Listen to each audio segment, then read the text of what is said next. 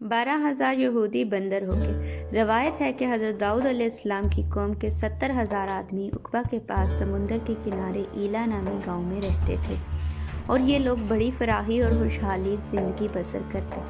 اللہ تعالیٰ نے ان لوگوں کا اس طرح امتحان لیا کہ سنیچر کے دن مچھلی کا شکار ان لوگوں پر حرام فرما دیا اور ہفتے کے باقی دنوں میں شکار حلال فرما دیا، مگر اس طرح ان لوگوں کو آزمائش میں مبتلا فرما دیا کہ سنیچر کے دن بے شمار مچھلیاں آتی تھیں اور دوسرے دنوں میں نہیں آتی تھیں۔ تو شیطان نے ان لوگوں کو یہ ہیلا بتا دیا کہ سمندر سے کچھ نالیاں نکال کر خشکی میں چند حوض بنا لو، اور جب سنیچر کے دن ان نالیوں کے ذریعے مچھلیاں حوض میں آ جائیں تو نالیوں کا منہ بند کر دو اور اس دن کا شکار نہ کرو، بلکہ دوسرے دن آسانی کے ساتھ ان مچھلیوں کو پکڑ لو۔ ان لوگوں کو یہ شیطانی ہیلا بازی پسند آ گئی، اور ان لوگوں نے یہ نہیں سوچا کہ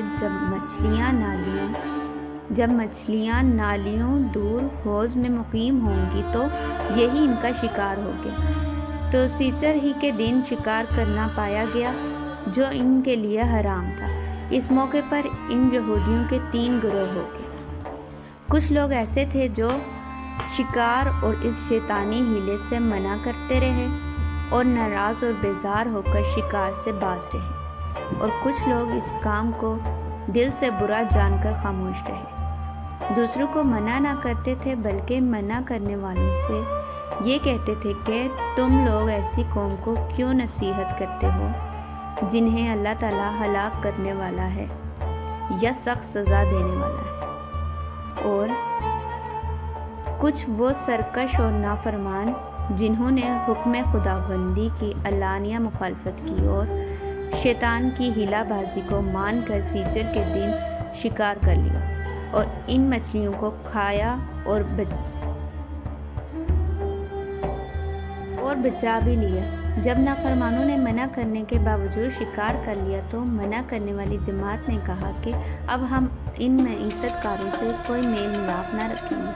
چنانچہ ان لوگوں نے گاؤں کو تقسیم کر کے درمیان میں ایک دیوار بنائی اور آمد و رفت کا ایک الگ دروازہ بھی بنا لیا۔ حضرت داؤد علیہ السلام نے غضبناک ہو کر شکار کرنے والوں پر لعنت فرما دی۔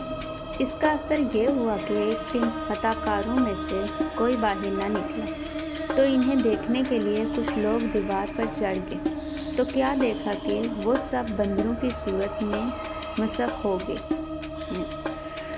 اب لوگ ان مجرموں کا دروازہ کھول کر اندر داخل ہوئے تو وہ بندر اپنے رشتہ داروں کو پہچانتے تھے اور ان کے پاس آ کر ان کے کپڑوں کو سونگھتے تھے اور زاروں قطار روتے تھے، مگر لوگ ان بندر بن جانے والوں کو نہیں پہچانتے تھے۔ ان بندر بن جانے والوں کی تعداد 12,000 تھی۔